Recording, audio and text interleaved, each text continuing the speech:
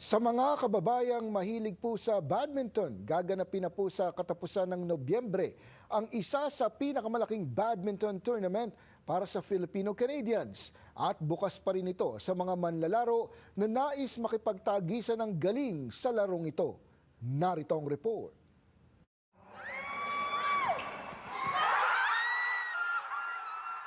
Taong 2016 nang unang itayo ng Pinoy badminton coach na si Willie Manalang ang unang torneo sa Toronto.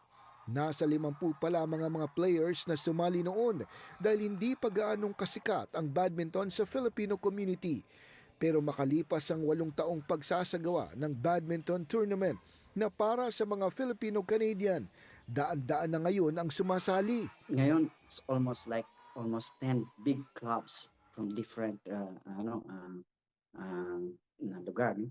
This time, we're expecting around 300 players plus spectators, maybe 350 to 400 Filipinos dito sa facility natin. Sa ika-30 ng Nobyembre na gaganapin ang Filipino Badminton Cup ng 2024 sa Vision Badminton Center sa Scarborough, Ontario, ang isa sa pinakamalaking badminton facility sa Canada. And the highlight nito is this year, magkakaroon tayo ng players coming all the way from USA.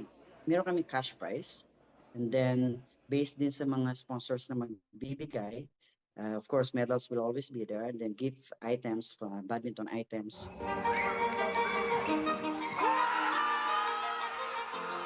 Kabilang sa gaganaping kompetisyon ang men's double, women's double, mixed doubles at masters competition. Yung masters events, ito yung mga from 40 years old and above. Of course, they could not compete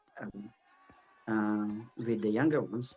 Kaya nagkaroon tayo ng separate events nila para to encourage them na kahit na nasa ganung edad ka na, you can still join the tournament and enjoy it. Bukas pa rin ang tournament sa mga kababayang nais makipagkompetisyon o manood sa mga magaganap na labanan sa November 30. We're still open kasi malaki yung venue, so we can accommodate as much as many players na gustong sumali.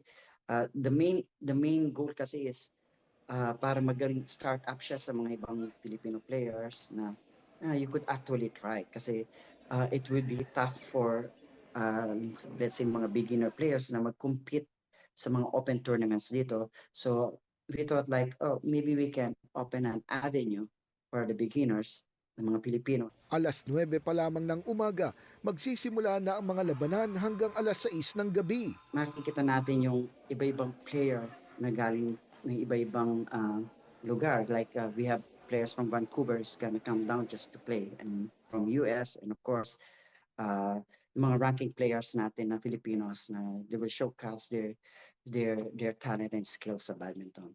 Sa mga interesadong maglaro o manood sa mga labanan, maaaring kontakin ang Vision Badminton Center o si Willie Manalang sa kanyang email address.